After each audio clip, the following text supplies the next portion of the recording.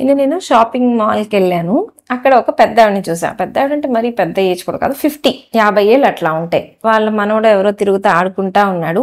ఆవిడ కుర్చీ కోసం వెతుకుతున్నారు అనమాట. అక్కడ ఉన్న వాళ్ళని అడుగుతున్నారు, నేను కూర్చోవాలి, కుర్చీ ఉందా అని. అప్పుడు నాకు అనిపించింది, ఇప్పుడు అక్కడ ఎక్కువగా నడిచింది కూడా లేదు. ఏజ్ ఒక 50 ఉంటాయి. 50 yearsకి నుంచోటానికి ఎందుకు ఇంత ఇబ్బంది పడుతున్నారు అని.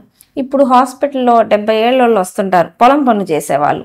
మేము ఇంకా పనులు చేస్తున్నాం అని చెప్తారు. ఇంకా అవసరమా అంటే, మాకు అసలు తోచదండి, పని చేస్తేనే బాగుంటుంది అని చక్కగా పనులు చేసుకున్నారు. సో ఆ 70 ఏళ్ళోళ్ళు కూడా ఈవిడ కన్నా చాలా ఫిట్గా ఉన్నారు.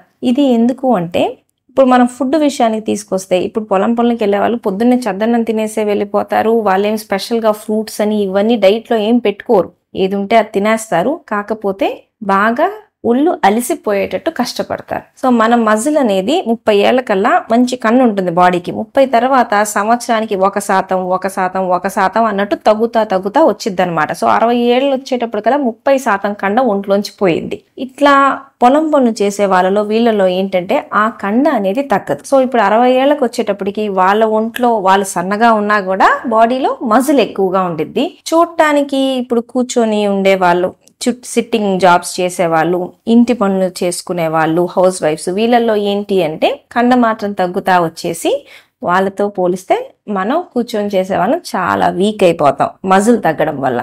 ఇట్లా జరగకుండా ఉండాలి అంటే అందరూ నన్ను వచ్చి అడుగుతారు, ఏం తినాలి, హెల్తీగా ఉండాలంటే ఏం తినాలి అని. అది నెక్స్ట్. ఫస్ట్ ఇంపార్టెంట్ ఏంటి అంటే ఎక్సర్సైజెస్. రోజు ఏదో కొంచెం ఎక్సర్సైజులు అయితే ఖచ్చితంగా చేయాల్సిందే. ఎక్సర్సైజులు చేయకుండా మంచి ఫుడ్ తిని నేను హెల్తీగా ఉంటాను అంటే చూడటానికి బాగుంటాం, ఎండకు కూడా వెళ్లకుండా అన్ని బాగానే మెయింటైన్ చేస్తాం. కాకపోతే లోపల మాత్రం కొవ్వు శాతం పెరిగిద్ది, కండ తగ్గిపోతా ఉంటుంది. మనం చూడటానికి సన్నగా ఉన్నా, లావుగా ఉన్నా, కండ తక్కువగా ఉంటే వీక్ గా ఉన్న దాని కిందకే లెక్క. కాబట్టి 30 నుంచి ఖచ్చితంగా ఎక్సర్సైజ్ చేయాలి. కుర్చీ వెతుక్కునే పొజిషన్కి మాత్రం రాకుండా ఉండేటట్టు జాగ్రత్తగా చూసుకోవాలి.